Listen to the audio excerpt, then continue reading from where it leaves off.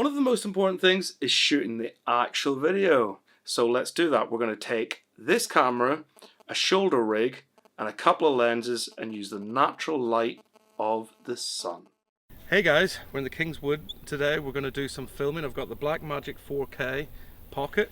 I have a Sigma 18-35 1.8 lens attached to it, and we have a variable ND filter.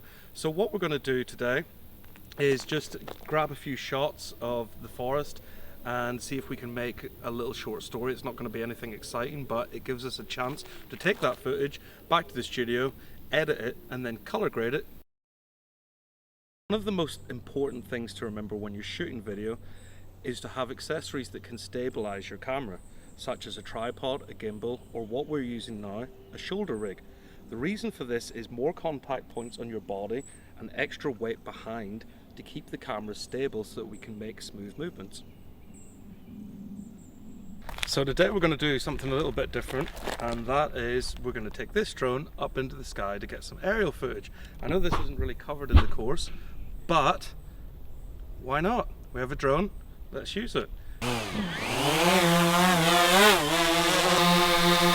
Now we've got our shots for the forest, we've got our establishing shots, and we've got some little close-ups. I have my cameraman Dave here with us, and what I'm going to do is just follow him around the forest a little bit and grab some shots of him, just to give our video a kind of subject and something that we can concentrate on to build a small story of some kind. So there isn't much point in me going into individual cameras and what settings to use, etc. As you'll all be using different cameras, and it's quite self-explanatory if that's the camera that you're used to shooting photographs with anyway. My biggest recommendation would be to make sure that your white balance is set properly, because think of this as if you're shooting just JPEG from now on. As soon as you create a video file, it will be in such a compressed format that you won't be able to change as much as you would like to. So basically, you just point your camera and shoot.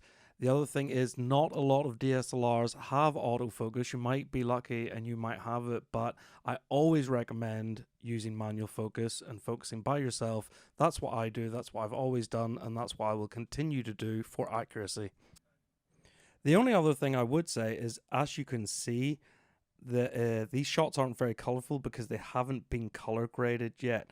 And what I've done is shot in a log profile. This is something that is generally available in cinema cameras or some DSLRs and mirrorless that are higher end. You might not have this option, so I suggest you turn down your contrast and turn down your sharpness, because in-camera sharpening is the worst. We can apply all of that later.